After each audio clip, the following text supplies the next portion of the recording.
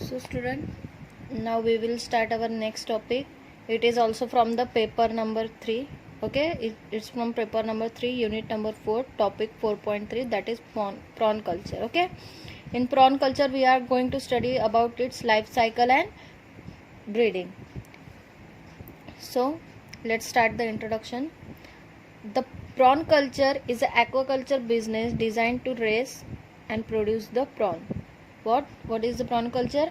It is a aquaculture business. It is a aquaculture business which is designed to raise and produce a prawn. Aquaculture में क्या करेंगे, एक type का business हो गया है जिसमें क्या करते हैं, प्रॉन को प्रोड्यूस करते हैं, raise and produce. Okay, then in this culture the hatchery produce post larva which then are grown and accumulates in the nurseries before they been transferred in the pond where the prawns are then feed and grow until they reaches the marketable size. So पहले क्या करते हैं, hatchery में post larval stage तक उनको hatchery में culture करते हैं. फिर हैचरी में कल्चर करने के बाद जब तक वो ग्रो नहीं होते तब तक उनको नर्सरी में रखते हैं. नर्सरी में रख के उनको फीड किया जाता है, उनको ग्रो किया जाता है. Then it is transfer to the pond. और फिर बाद में पॉन्ड में ट्रांसफ़र करने के बाद जब वो मार्केटेबल साइज़ के हो जाते हैं, then they are transfer into market. Then the freshwater prawn farming is most practicable. Okay, so freshwater prawn farming है, ये more practicable है. ये ज़्यादातर मतलब हर सिटीज़ में, या फिर हम बोल सकते हैं कि हर स्टेट में यही प्रैक्टिस किया जाता है, फ्रेश वाटर प्रॉन. बिकॉज क्यों फ्रेश वाटर प्रॉन करते हैं? क्योंकि ये attain a good size in a less time. बहुत ही कम समय में ये बहुत बड़े साइज के हो जाते हैं, इसके वजह से ये ज़्यादा प्रैक्टिसेबल है. So when it is started in 1960 in the world, but in India it is started in 1980. World में कब स्टार्ट हुआ था? 1960 में ही स्टार्ट हुआ था. लेकिन इंडिया में कब प्रैक्टिस स्टार्ट की गई इसकी? इन 1990. So some species of prawn attain a good size and weight and consider the ideal for the culture practice. So there are so many species are available. So the prawn belongs to families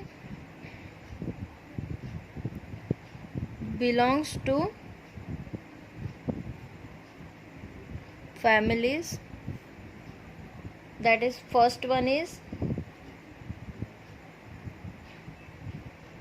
Pinidae, second one is Pinadillidae, third is Pelamonites,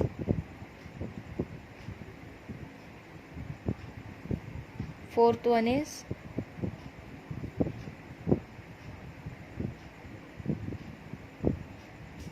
Hippopolytidae. So from the family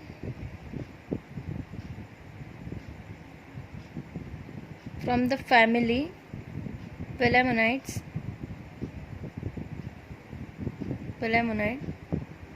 the genus of Microbranchium.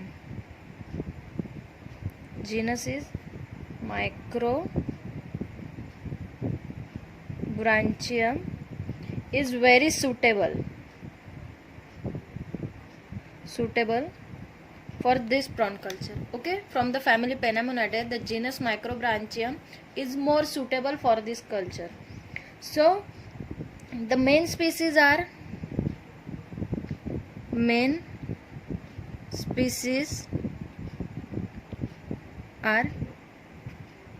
that is Microbranchium,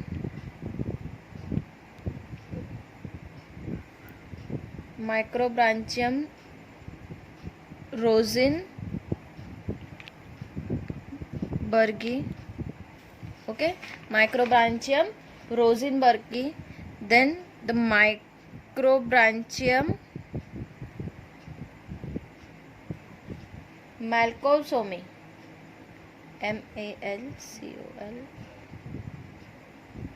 malcolsomi, and last is Macrobranchium reedi. Okay, these three species are more found and more culture. These two species are found in river and this last one is found in pond. Okay, so from the family Pelamonites, the genus is Microbranchium is more suitable and more practicable in this culture. So from this Microbranchium, the species is Microbranchium rosenbergi, Microbranchium malcosoni and Macrobranchium reedi. So these species are found in river and this one is found in pond. So in prawn culture,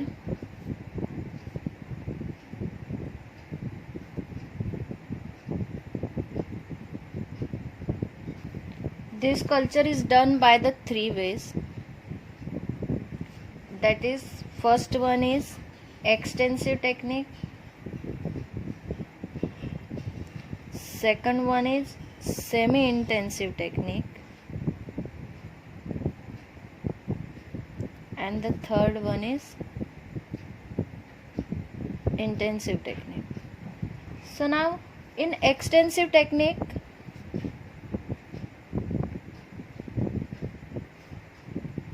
in this technique the juvenile prawns are trapped from the natural habitat and then allowed to develop in some artificial water bodies, example rice field. So in this extensive type, the juvenile, that is the young prawn, so the young prawns are collected from their natural habitat,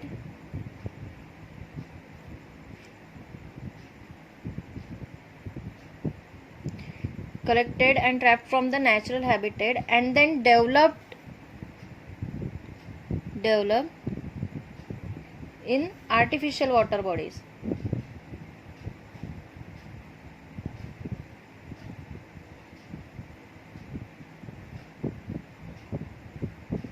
For example, rice field.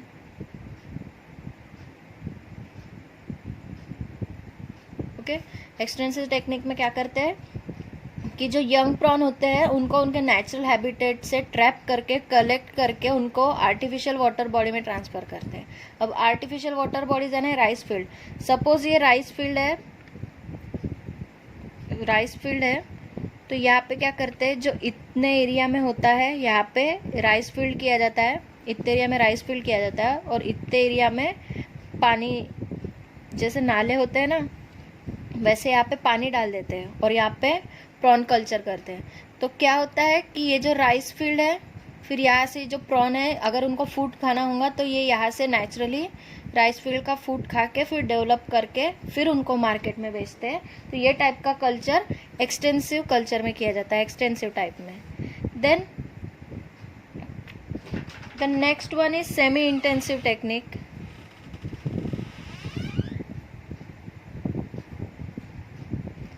In semi-intensive technique, the juveniles are trapped from their condition in the water body.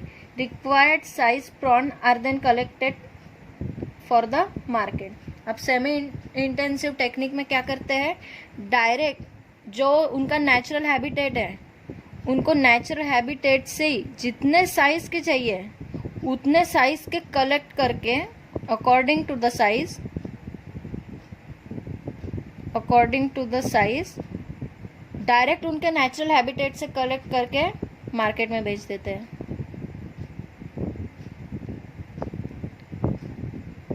And last technique is intensive technique. So in intensive technique required much time and infrastructure for the good result. Here the cultural practice start from the very beginning, that is from the spawning to the harvesting. Okay, in intensive technique इसमें क्या होता है, it takes much time. Okay, it takes the much time. क्यों? क्योंकि इसके लिए पूरा infrastructure develop करते हैं। क्या करते हैं? पूरा इंफ्रास्ट्रक्चर डेवलप करते हैं। अब इंफ्रास्ट्रक्चर डेवलप करते हैं यानी नर्सरी से लेके रियरिंग पॉन्ड से लेके सब हार्वेस्टिंग तक पूरी प्रोसेस इसमें की जाती है इंटेंसिव टेक्निक में। इसके वजह से क्या है, it required much time. Then क्या इसमें स्पॉनिंग से लेके हार्वेस्टिंग तक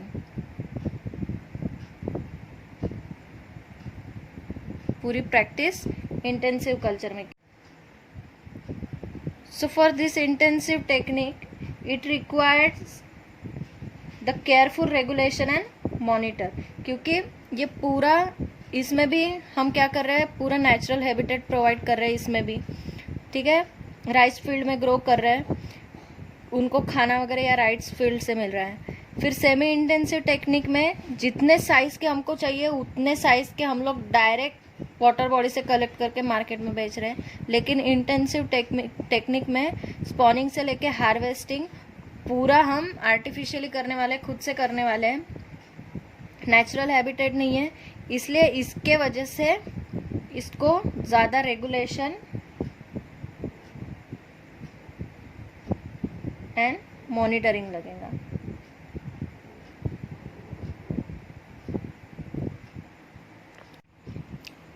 So now we will see about the prawn culture in the fresh water. In this type, that is in this freshwater culture, there are two types of prawn are cultured. That is, first one is Microbranchium rosenbergi.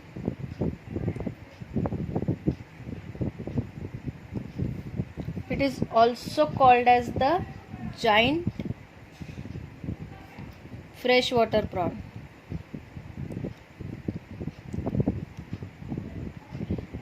These prawns are very big in the size, so it is called as the giant freshwater prawn. बहुत बड़े size में होते हैं. And next one is Microbranchium malcolmsoni.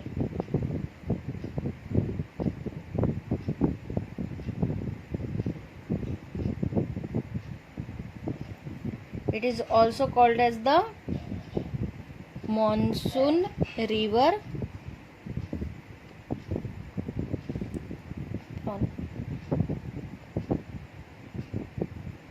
So these two types are more practicable. First one is the Microbranchium rosenbergi. It is also called as the giant freshwater prawn because it is very big in size. And next second one is the Microbranchium malcolmsoni, that is also called as the monsoon river prawn. These two types are more practicable. Why they are more practicable? Because they are large in size,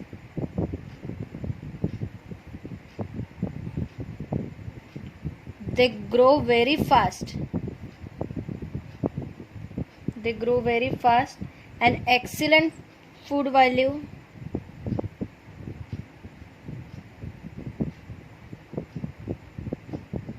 and due to the consumer preference, ज़्यादा consumer से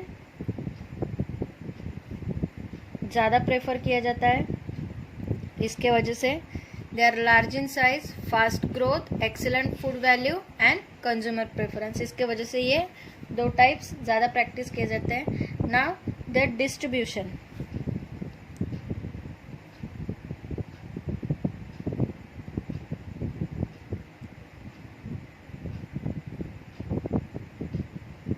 Now these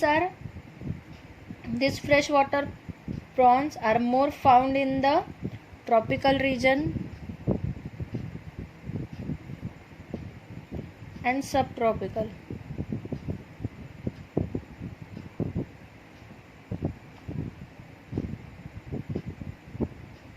Tropical region and subtropical zone,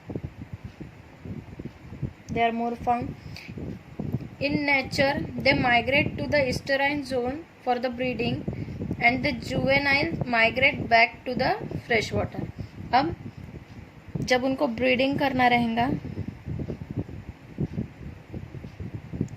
जब prawn को breeding करना रहेगा तो वो ईस्चुरीज में जाएंगे और फिर ईस्चुरीज में एक बार उन्होंने ब्रीडिंग कर दिया, फिर से वो वापस जो जुवेनाइल, जो यंग वन रहेंगे, वो फिर से back to the fresh water. तो क्या हो रहा है कि पहले फ्रेश वाटर में थे, ब्रीडिंग के लिए ईस्टराइन वाटर में मूव हुए, फिर वहाँ से एक बार यंग वन हो गए, यंग वन होने के बाद फिर से फ्रेश वाटर में वो लोग वापस आ गए। देन देयर फूड हैबिट, तो वो क्या क्या खाते हैं? They are omnivorous and eat frequently. Okay, they are omnivorous and eat frequently, means they will also feed on the plant as well as animals. okay, plant और animal दोनों को feed करेंगे और फ्रीक्वेंटली ईट करते ही रहेंगे। दे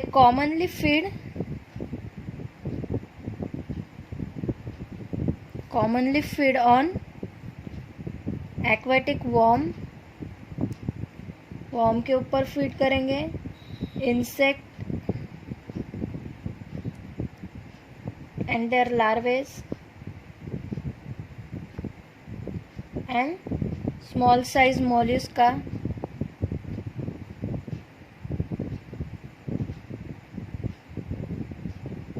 एंड crustaceans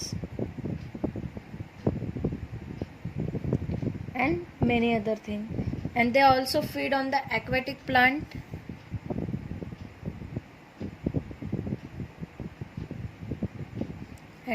plants, leaves,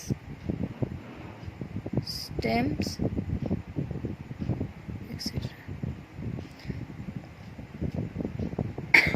तो food habit में वो कैसे होते हैं? ओमनिवरस होते हैं and eat frequently, plant as well as animal दोनों पे फीड करेंगे। तो एनिमल्स में ये लोग aquatic worm, insect and their larvae, small size mollusc and crustacean, इस पे फीड करेंगे। और प्लांट में aquatic plant, their leaves, stems, okay, grain, seed, algae, इनके ऊपर फीड करेंगे। Now we will see about their life cycle.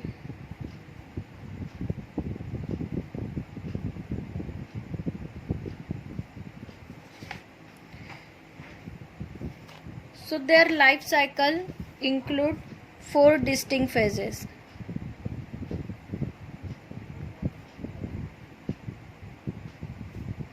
First one is egg,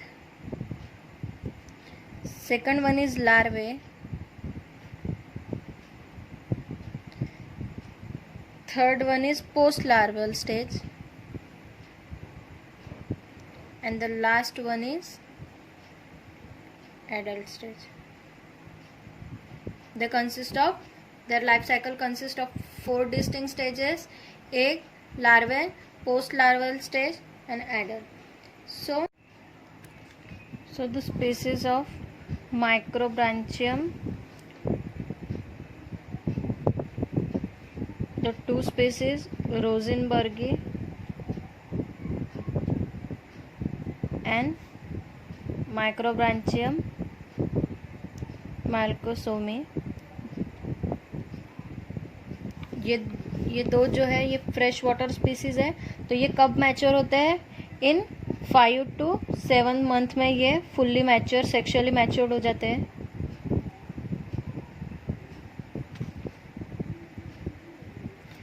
then after sexually matured they breed throughout the year.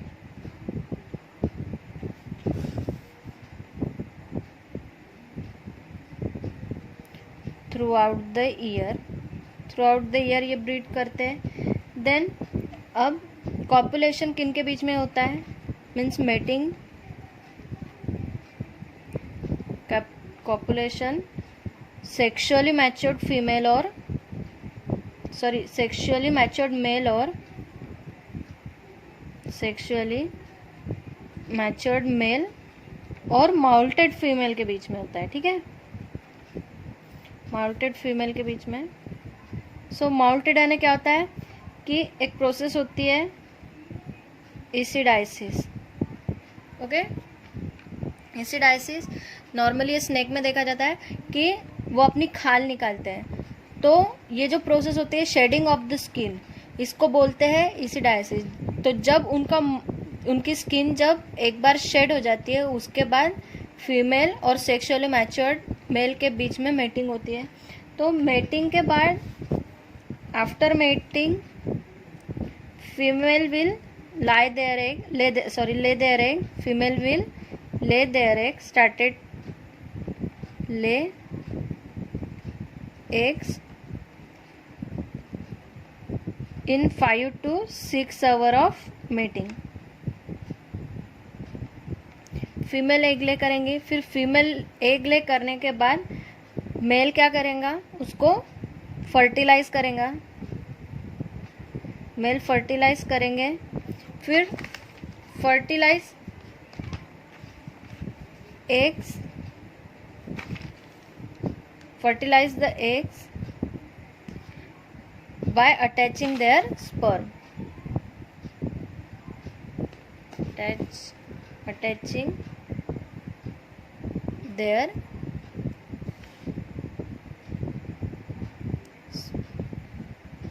sperm to the egg, which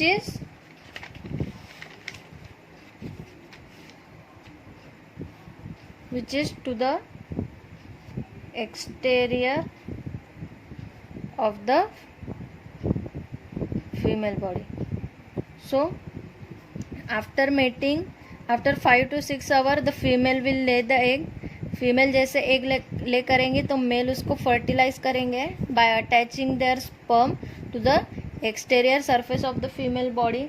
then after mating, एक बार mating हो गई, egg fertilize हो गए, तो वो जो fertilised female रहेंगी वो after the mating the fertilized female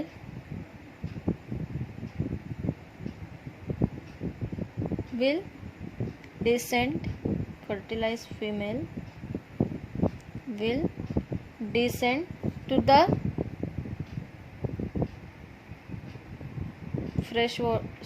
brackish water for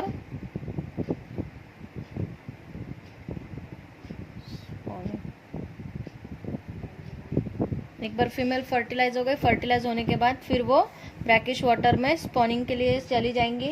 then spawning के टाइम पे वो कितने एग्स ले करेंगी, 5000 से लेके 30,000 तक एग्स वो ले करेंगी फीमेल। देन जब एग्स ले होते हैं तो स्टार्टिंग में वो जो एग्स होते हैं वो ऑरेंज कलर के होते हैं, ब्राइट ऑरेंज कलर के। फिर ब्राइट ऑरेंज कलर के बाद थोड़े दिनों बाद वो ग्रे कलर के हो जाते हैं। देन जब हैचिंग का टाइम आएगा तो वो एकदम से डार्क ग्रे कलर के हो जाते हैं। पहले कैसे थे, एक ब्राइट ऑरेंज कलर के थे, जब फीमेल ने एग ले किए थे तो ब्राइट ऑरेंज कलर के थे। Then it will turn into the gray color. Then during the time of hatching,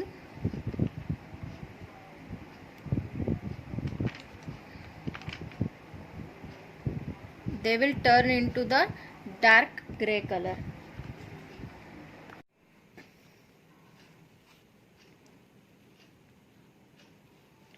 So the eggs are carried by female in their brood chamber।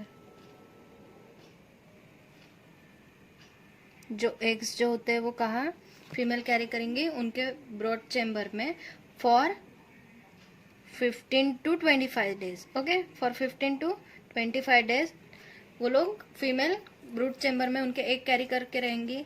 Then larvae are liberated in water after hatching.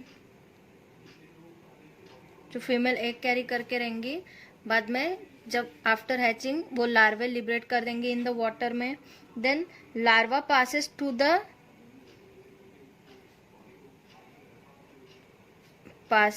The 11 developmental stages.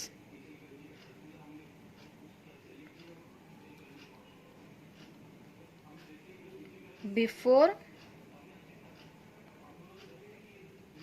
post larval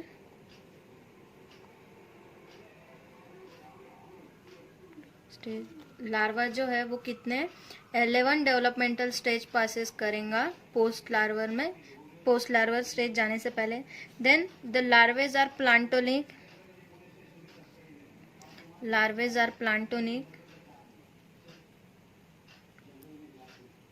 and develop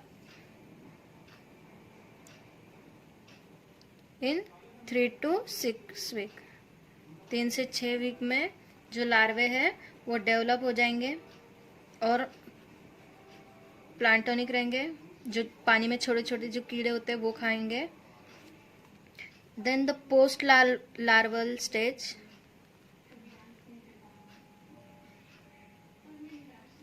जो post larval stage होती है उसमें वो एकदम जैसे बड़े prawn होते हैं ना, तो बड़े प्रॉन का एकदम पोस्ट लार्वल स्टेज में सेम वैसे ही दिखेंगे, लेकिन वो मिनिचर एकदम छोटे छोटे जो होते हैं ना, एकदम छोटे छोटे साइज में, वैसे मिनिचर एडल्ट स्टेज में रहेंगे.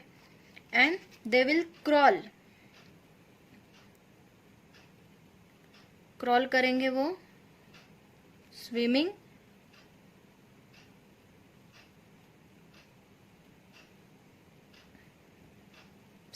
नहीं करेंगे. ठीक है. पोस्ट लार्वल स्टेज में जो होते हैं वो कैसे रिसेंबल होते हैं एज अ मिनिचर एडल्ट. जैसे बड़े प्रॉन दिखते हैं वैसे ही दिखेंगे, लेकिन छोटे साइज में रहेंगे. और दे विल क्रॉल, वो स्विमिंग नहीं करेंगे, क्रॉल करेंगे. Then the post larval stage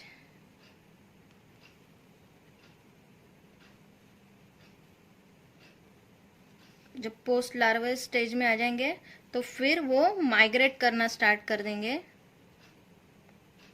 फिर से फ्रेश वाटर में. ठीक है. तो तब तक वो फ्री स्विमिंग करना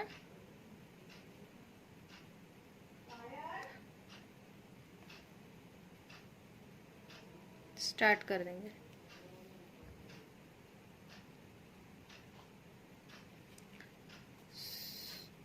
ओके. सो जब तक पोस्ट लार्वल स्टेज में रहेंगे, पोस्ट लार्वल स्टेज में एक बार आ गए तो वो फिर से ब्रैकिश वाटर में यानी एस्चुरीज से फिर से फ्रेश वाटर में वापस आना स्टार्ट हो जाएंगे. तो ये हो गई इनकी लाइफ साइकिल. सो स्टूडेंट, एक बार हम लोग रिवाइज करते हैं कि आज के वीडियो में हमने प्रॉन कल्चर में क्या क्या देखा. So what is the prawn culture? It is the aquatic business है.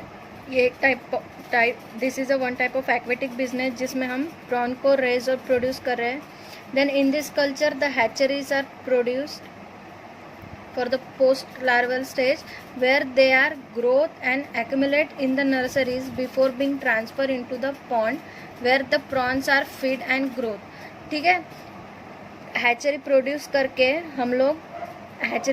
करके पोस्ट लार्वल स्टेज तक उनको ग्रो कर रहे हैं, उनको एक्यूमुलेट कर रहे हैं, फिर बाद में नर्सरी में ट्रांसफ़र करके उनको फीड और ग्रोथ कर रहे हैं.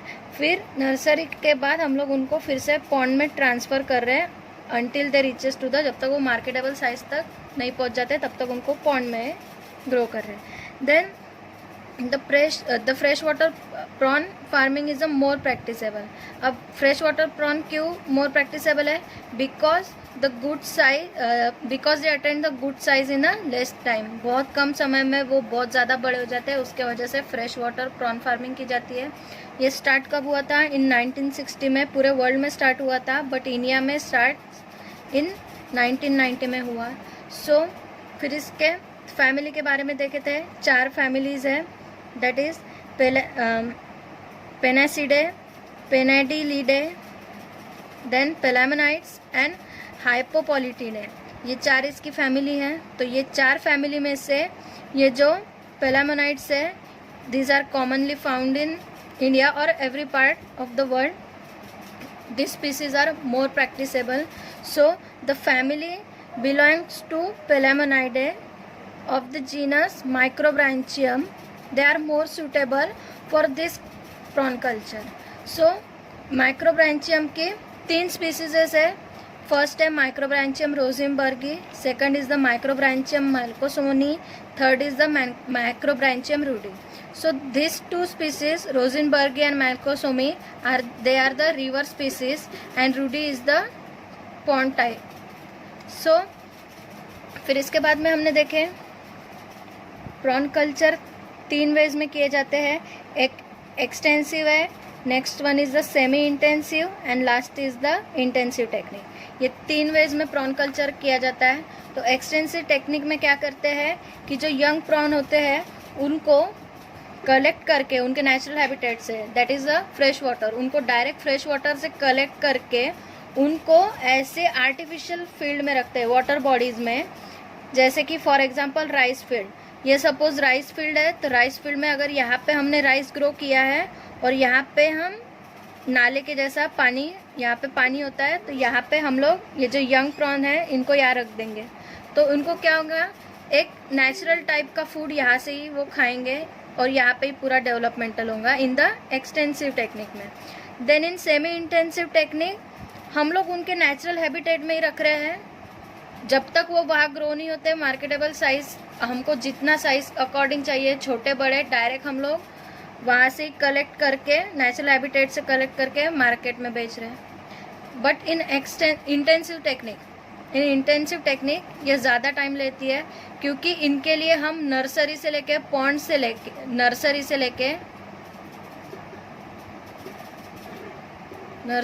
लेके पॉन्ड तक हम पूरा आर्टिफिशियली डेवलप कर रहे हैं.